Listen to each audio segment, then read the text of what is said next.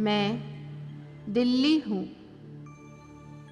मैंने देखा कि महाराज भरत ने किस तरह एक कन्या को डाकुओं से बचाने के लिए उन्हें 60 भार स्वर्ण देने का वचन दिया और ये वचन उन्होंने पूरा भी किया।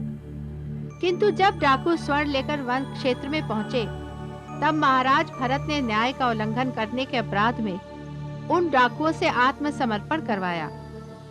मैंने ये भी देखा कि जब वो कन्या अपने घर पहुंची तो उसके माता पिता अपनी पुत्री को पाकर प्रसन्न हो गए, परंतु जिनके घर इस कन्या को बहू बनकर जाना था, उन्होंने उस पर लांछन लगाया कि वो डाकुओं के पास रहकर आई है। तभी महाराज भरत वहां पहुंच गए और कन्या के ससुराल वालों को उसकी पवित्रता का विश्वास दिलाया। कहने को तो ये घटना बहुत छोटी थी, लेकिन इससे ये बात सिद्ध होती थी कि महाराज भरत केवल एक महान राजा ही नहीं थे जिन्होंने देवासुर संग्राम जीता था, बल्कि इस कन्या की सहायता करके उन्होंने अपनी प्रजा का मन भी जीत लिया और ये सिद्ध कर दिया कि वो केवल एक शासक ही नहीं, एक पिता भी हैं। और ये देखकर मेरा सर गौरव से ऊंचा हो गया।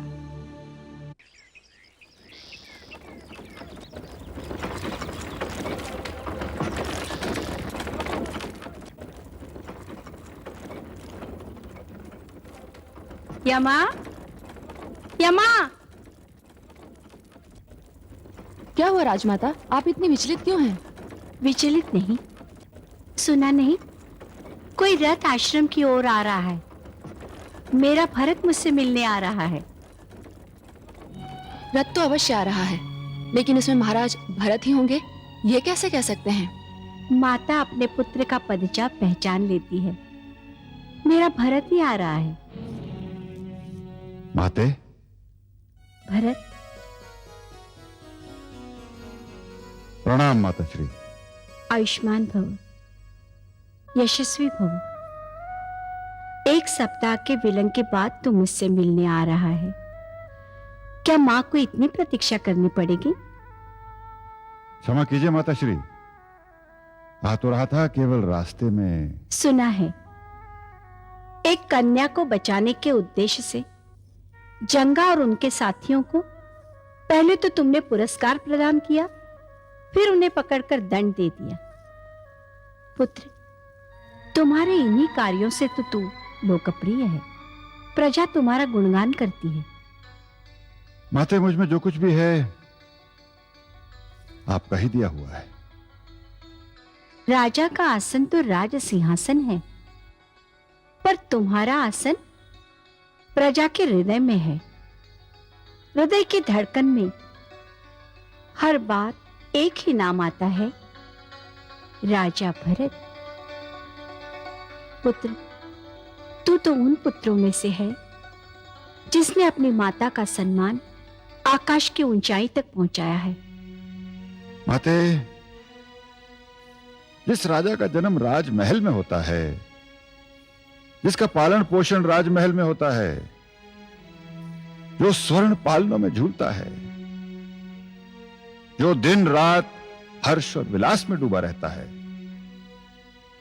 वो क्या जाने दुख क्या होता है, पीड़ा क्या होती है, परिश्रम क्या होता है।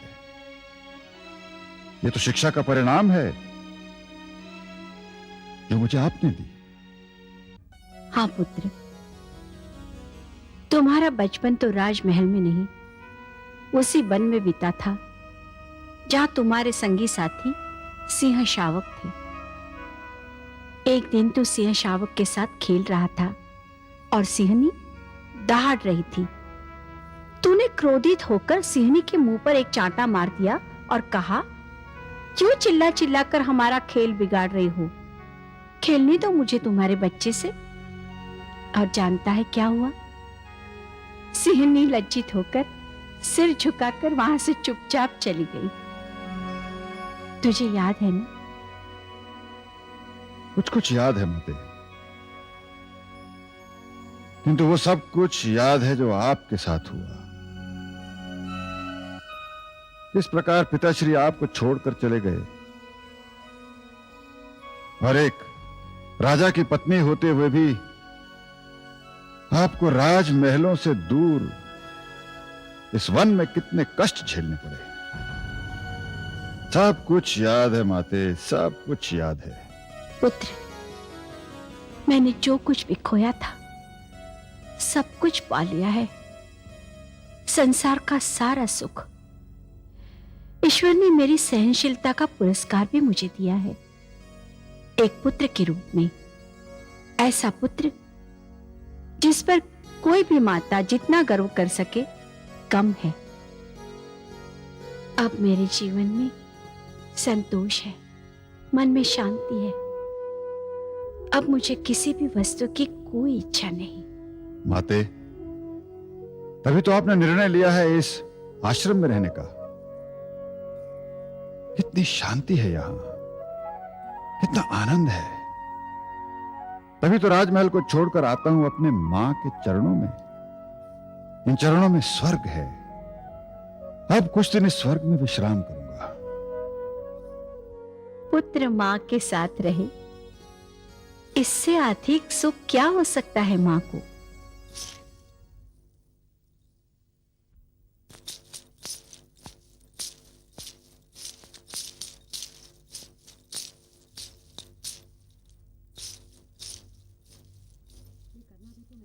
प्रणाम महामंत्री जी। प्रणाम। क्या बात है सैनिक भूमन्यु? एक चिंताजनक समाचार है महामंत्री जी। क्या समाचार? पूर्व सीमा क्षेत्र से विद्रोह का समाचार मिला है। क्या? हाँ महामंत्री जी, विद्रोही अग्नि और रक्त का खेल खेल रहे हैं। पूरे क्षेत्र में आतंक फैला हुआ है। लोग उनके भय से अपने घर छोड़कर भाग रहे हैं। क्या? महामंत्री जी, यदि इस विद्रोह को तुरंत दबाया ना गया तो यह अग्नि दूसरे क्षेत्रों को अपने लपेट में ले सकती है। चिंता की बात तो यह है कि इस समय महाराज राजमहल में उपस्थित नहीं है। उन्हें सूचित करने में समय लगेगा, किंतु सेना को तो आदेश देने ही पड़ेंगे। तुम जाकर राजकुमारों को सूचित करो, तब तक मैं सेनापति को संदेश भिजवाता हूं। जो आ गया महामंत्री जी।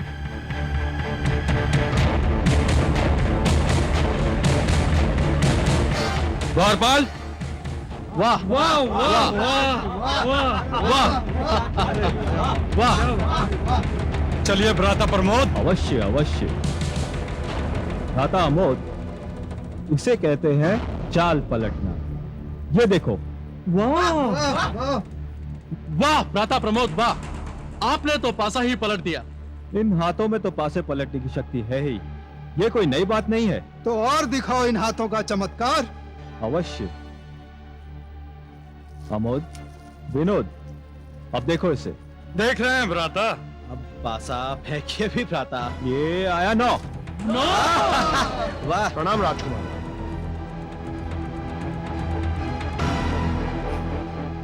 मैं खेल में बाधा डालने के लिए क्षमा चाहता हूं, किंतु समाचार ही ऐसा है। क्या समाचार है भूमन्यु? पूर्वी सीमा क्षेत्र में विद्रोह फैल गया है। विद्रोही लूटमार कर रहे हैं, घर जला रहे हैं, निर्दोषों की हत्या कर रहे हैं। क्या? हाँ राजकुमार, महाराज इस समय महल में उपस्थित नहीं है। महामंत्री जी बहुत चिंतित हैं। उन्होंने आप सबको तुरंत अपने कक्ष में बुलाया है। हमको? हमको बुलाया महामंत्री जी ने? आप सभी राजकुमारों को बुलाया है। किंतु इसमें हम क्या कर सकते हैं? आप लोगों के अतिरिक्त और कौन कर सकता है? किंतु विद्रोह को दबाने के लिए तो सेना को जाना चाहिए। इसके लिए सेनापति हैं, महामंत्री हैं। किंतु महाराज की अनुपस्थिति में आदेश कौन देगा? सेना का नेतृत्व कौन करेगा? तो तुम क्या चाहते हो? सेना का नेतृत्व हम करें? हम जाएं विद्रोहियों से लड़ने? अवश्य राजकुमार। सैनिक, लगता है तुम्हारी बुद्धि भ्रष्ट हो गई है। क्या तुम इतना भी नहीं जानते ये सेनापति का कर्तव्य है, महामंत्री का कर्तव्य है? और इन सब बातों के लिए हमें कष्ट देने की क्या आवश्यकता है? यदि ये इतने ही बुद्धिमान होते तो बजाय हमारे पास आने के महामंत्री को ये सब समझा रहे होते। तो अब भी क्या बिगड़ा है? तुम अब भी यही बात जाकर उन्हें समझा सकते हो। किंतु ये क्या आपने किंतु किंतु लगा रखा है? जाइए, जो आपसे भ्राता विनोद ने कहा है वही जाकर महामंत्री जी से कह दीजिए। आप अभी तक यहीं खड़े हुए हैं, शीघ्र जाइए महामंत्री के पास। प्रणाम। भ्राता प्रमोद, लगता है महामंत्री जी पागल हो गए। क्या हमारे प्राण इतने सस्ते हो गए उनकी दृष्टि में? अरे अभी तो हमारे खेलने कूदने के दिन हैं। और यही इतनी सी बात उनकी समझ में नहीं आती कि लड़ना सैनिकों का काम है, हम राजकुमारों का नहीं। भ्राता प्रमोद, चलिए अब पांचा फेंकिए। अवश्य अवश्य। हाँ, अपना खेल पुनः आरंभ करते हैं।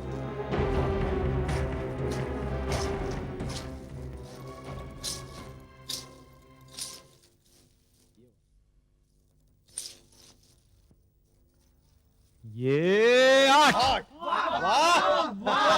सेनापति जी, इस आपातकाल की स्थिति में जबकि महाराज राजमहल में उपस्थित नहीं है, यह निर्णय लेना कठिन हो गया है कि सेना को कूच का आदेश कौन देगा। महामंत्री जी, महाराज के यहाँ ना होने की स्थिति में यह कार्य राजकुमार कर सकते हैं। हाँ, सत्य कह रहे हैं आप। हम राजकुमारों के आने की ही प्रतीक्षा कर रहे हैं। प्रणाम महामंत्री जी। प्रणाम। जी, राजकुमारों ने आने से मना कर। क्या इस आपातकाल की स्थिति में उन्हें अपने उत्तरदायित्व का तनिक भी आभास नहीं? क्या कहते हैं वो लोग? उनका कहना है कि विद्रोह को दबाना महामंत्री और सेनापति का कर्तव्य है। हम अपना कर्तव्य भली भांति जानते हैं, किंतु ये तो उन लोगों का भी कर्तव्य है। सेनापति जी, विद्रोह एक ऐसी चिंगारी है जिसे समय पर दबाया न गया तो यह बढ़कर सारे देश को जला सकती है। किंतु इस समय निर्णय कौन लेगा? ऐसी स्थिति में क्या नीति अपनाई जाए? महामंत्री जी, समय बहुत कम है। विद्रोही निरंतर आगे बढ़ रहे हैं। यदि इन्हें रोका ना गया तो बाढ़ के समान आगे बढ़कर पूरे क्षेत्र को बहा ले जाएंगे। मेरा विचार है कि यह नीति आपको तय करनी होगी और इस समय आपका आदेश अंतिम आदेश होना चाहिए। महामंत्री जी, भूमन्यु ठीक कहता है। निर्णय अब केवल आप ही को लेना है। यदि हम महाराज की प्रतीक्षा करते हैं तो केवल विनाश ही बढ़ेगा। तो हमारा आदेश है सेनापति, विद्रोह को दबाने के लिए आप हमारी सेना के साथ पूर्वी सीमा की ओर कूच करें। यदि आज्ञा हो तो क्या मैं भी सेनापति जी के साथ जा सकता हूं? यही परीक्षा की घड़ी है। हम तुम्हारी भावनाओं का आदर करते हैं भूमन्यु, और सेनापति के साथ जाने की अनुमति देते हैं। धन्यवाद। तो फिर आज्ञा दीजिए महामंत्री जी। आज्ञा है। मेरी शुभकामना है कि आप विजयी होकर लौटें। अब चिंता ना करें महामंत्री जी, महाराज के साथ मैं देवासुर संग्राम में लड़ चुका हूं। यह तो बस छोटा सा विद्रोह है जिसे हम देखते ही देखते दबा देंगे। प्रणाम।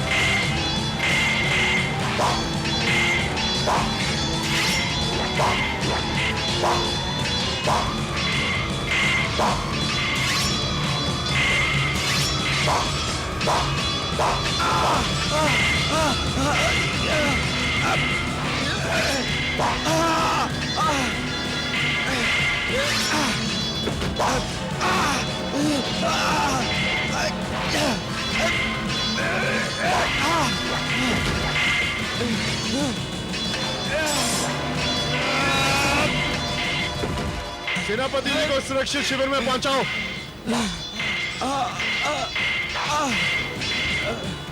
रुक जाओ। कालों की तरह रणभूमि को पीठ दिखाने से तो अच्छा है आत्महत्या कर लो। मैं करूंगा तुम्हारा नेतृत्व। आगे बढ़ो।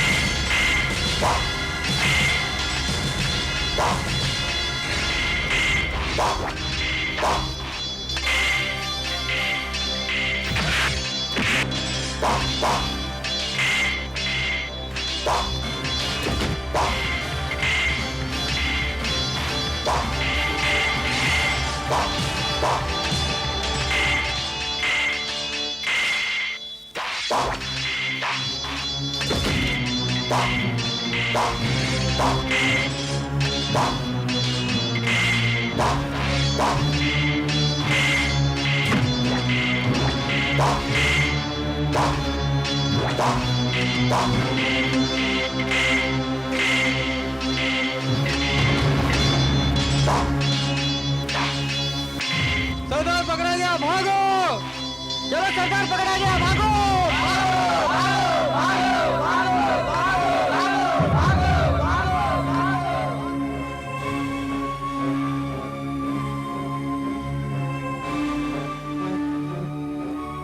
इन सबको बंदी बनाकर राजधानी ले चलो।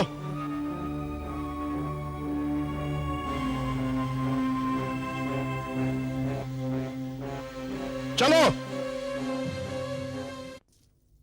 महामंत्री, महामंत्री, महामंत्री,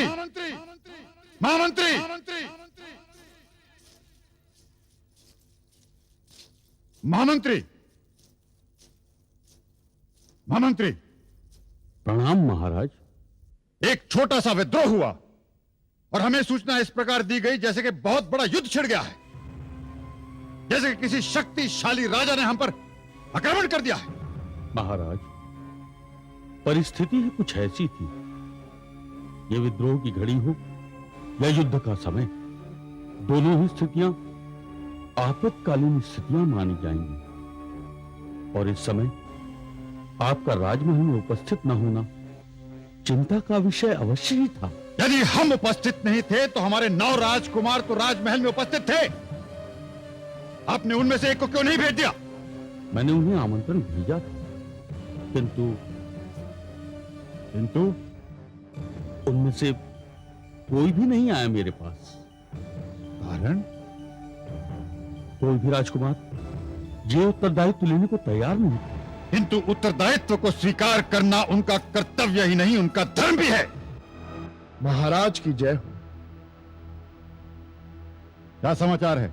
महाराज, विद्रोह दबा दिया गया है। कुछ विद्रोही मारे जा चुके हैं, शेष को बंदी बना लिया।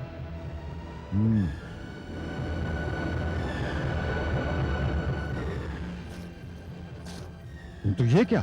एक विद्रोही के बाण ने सेनापति जी को घायल कर दिया। सेनापति जी, आप? महाराज, अब मेरी चिंता मत कीजिए। मेरे प्राणों को कोई संकट नहीं। किंतु महाराज, मैं ये बात कह बिना रह नहीं सकता कि रणभूमि में मेरे प्राणों की रक्षा भूमन्यु ने की। मेरे घायल होने के कारण सेना का नेतृत्व भी भूमन्यु ने किया और उसी ने सेना का मनोबल बढ़ाया। महाराज, उसी की कुशलता के कारण विद्रोही परास्त हुए। क्या नाम बताया आपने इस नवयुवक का? भूमन्यु महाराज। सैनिक भूमन्यु, हम अति प्रसन्न हैं। हम समझ सकते हैं कि रणभूमि में सेनापति के घायल होने से सेना का मनोबल टूट जाता है, सेना हताश हो जाती है। इस स्थिति में सेना का नेतृत्व अपने हाथों में लेकर तुमने अपने साहस और योग्यता का परिचय दिया है, और वो हमारी प्रशंसा ही नहीं, पुरस्कार के भी योग्य है। हम तुम्हें ये तलवार भेंट करते हैं।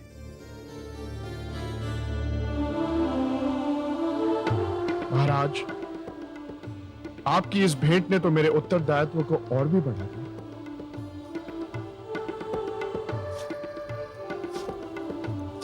तुम्हारे कंधों पर उत्तरदायित्व का बोझ और भी बढ़ने वाला है। आज्ञा दीजिए महाराज। आज से हम तुम्हें अपना व्यक्तिगत अंगरक्षक नियुक्त करते हैं।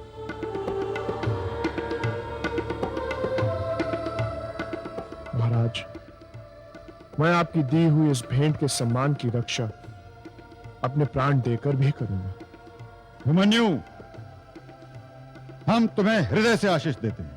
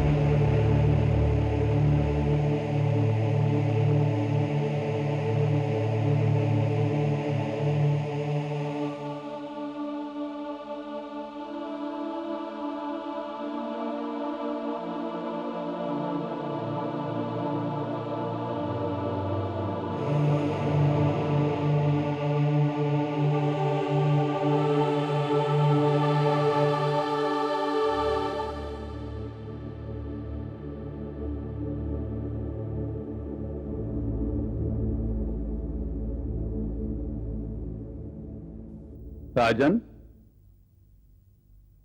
प्रणाम गुरुवर। आयुष्मान भव।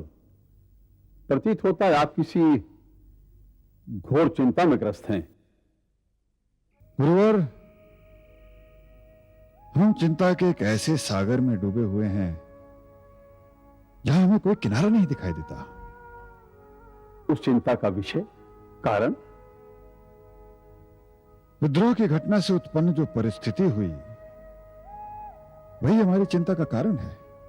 किंतु राजन, विद्रोह का तो दमन हो चुका है, उसके प्रति आप चिंतित? ऐसी घटनाएं तो राज्य में घटती रहती हैं। यदि विद्रोह के स्थान पर युद्ध भी हो जाता तो भी हमारी शक्तिशाली सेनाएं उससे जूझने के लिए सक्षम थी। नहीं गुरुवर, नहीं। हमारी चिंता का कारण न तो विद्रोह है और न ही युद्ध। हमारी चिंता का कारण है हमारे पुत्र। आपके पुत्र? राजकुमार? हाँ गुरुवर, जब हमारी अनुपस्थिति में विद्रोह की सूचना आई तो वो सूचना हमारे राजकुमारों तक भी पहुंची, किंतु उनमें से किसी एक ने भी इस गंभीर समस्या पर चिंता नहीं व्यक्त की। किसी एक को भी यह साहस नहीं हुआ कि वो सेना को कूच का आदेश दे, अपने पिता के उत्तरदायित्व को अपना उत्तरदायित्व समझे। तो क्या हमारे किसी भी पुत्र में सेना का नेतृत्व करने की क्षमता नहीं है? क्या वो सारे कायर और निर्बल हैं? क्षमा का याची हूं महाराज। उन नवयुवक राजकुमारों को तो आपने दोषी ठहरा दिया, किंतु जो भूल आप कर रहे हैं उसकी ओर आपका ध्यान नहीं। हमने कौन सी भूल की गुरुवर? महाराज, इसमें कोई संशय नहीं कि आप नीति निपुण हैं, न्यायप्रिय हैं, साहसी हैं, वीर हैं, पराक्रमी हैं, किंतु दूरदर्शिता को बिसारे हुए हैं। एक राजा का कर्तव्य केवल सिंहासन पर बैठकर राजपाट को चलाना ही नहीं होता, केवल वर्तमान को ही देखना नहीं होता, उसको भविष्य की भी चिंता होनी चाहिए, उस ओर भी दृष्टि जानी चाहिए। आप कहना क्या चाहते हैं? हमारे कहने का अभिप्राय केवल यही है, आपने राजकुमारों को अकारण ही दोषी घोषित कर दिया, किंतु अपना कर्तव्य आपने अभी तक पूर्ण नहीं किया, और वो है युवराज के नाम की घोषणा, उत्तराधिकारी का निर्णय। महाराज, राजा का उत्तराधिकारी राजा होता है, महाराजा होता है, प्रजा का पालक होता है, और इस विषय में आपकी प्रजा अति चिंतित है कि आपने अभी तक युवराज के नाम की घोषणा नहीं की। वो प्रतीक्षा कर रहे हैं कि उनके भविष्य का राजा कौन है, कैसा है। महाराज, उत्तराधिकारी को घोषित करने का अर्थ है कि आपने उसके कंधों पर कार्यभार का बोझ डाल दिया, और उसको उसका आभास भी होने लगेगा। जिस प्रकार एक बाण को सही लक्ष्य तक पहुंचाने के लिए धनुष पर चढ़ाना पड़ता है, उसी प्रकार उत्तराधिकारी को भी कार्यभार का आभास दिलाना पड़ता है। यदि ये आपने कार्य उचित समय पर कर दिया होता तो आपका उत्तराधिकारी अपने कर्तव्य का पालन करते हुए विद्रोह का दमन करने के लिए आपके स्थान पर खड़ा होता और आपके आदेशानुसार सेना का नेतृत्व करता। किंतु खेद है, आपने निर्णय ही नहीं लिया। आप सत्य कह रहे हैं राजगुरु, ये भूल तो हमसे हो गई। अभी भी कुछ नहीं बिगड़ा महाराज, अब भी समय है। आप शीघ्र से शीघ्र अपने उत्तराधिकारी की घोषणा कीजिए, प्रजा को उसके भविष्य का राजा प्रदान कीजिए। यही समय की मांग है और यही आपको हमारा परामर्श है। गुरुवर, हम आपके परामर्श को आपकी आज्ञा मानकर उसका पालन करेंगे।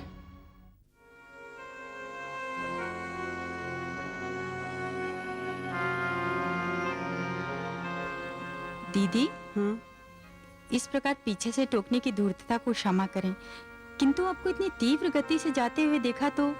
हाँ छोटी, सुना है महाराज किसी चिंता में निमग्न है। महाराज चिंता में? हाँ, महाराज को अपने उत्तराधिकारी की घोषणा जो करनी है। दीदी, फिर तो हम भी आपके साथ चलेंगे। हाँ हाँ, क्यों नहीं। हम तीनों महाराज की अर्धांगिनियां हैं, उनकी चिंता को दूर करने में सहयोग करना हमारा कर्तव्य है। आइए आइए।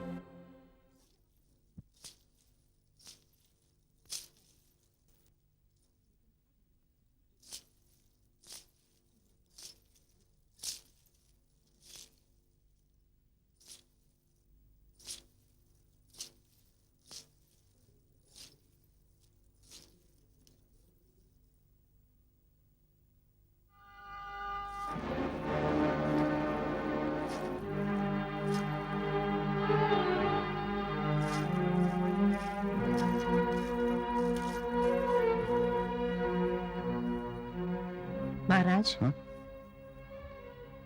आज आप तीनों एक साथ? निस्संदेह कुछ अद्भुत होने वाला है। महाराज, हम देख रहे हैं कि आप किसी गहन चिंता में हैं। सत्य कहा आपने, चिंता में तो हम हैं। महाराज, क्या चिंता है आपको? क्या आप हमें नहीं बताएंगे? हम आपकी अर्धांगिनियां हैं, क्या हम आपकी चिंता नहीं बांट सकते? क्यों नहीं महारानी, किंतु ये चिंता केवल हमारी ही नहीं, ये हम सब की है, पूरे राष्ट्र की है। महाराज, कहीं ये चिंता युवराज के विषय में तो नहीं? सत्य कहा आपने, हम इसी कारण चिंतित हैं। यही विषय है हमारी चिंता का। महाराज, आपकी ये चिंता व्यर्थ है। व्यर्थ? महाराज, युवराज तो आपका ज्येष्ठ पुत्र ही बनेगा, और ये सौभाग्य मेरे पुत्र प्रमोद को मिलेगा। ये कैसे संभव है? ये तो अन्याय होगा। अन्याय? हाँ महाराज, माना के पुत्र को जन्म मैंने बाद में दिया, किंतु रानियों में ज्येष्ठ मैं ही हूं, इसलिए युवराज मेरा पुत्र अमोध ही बनेगा।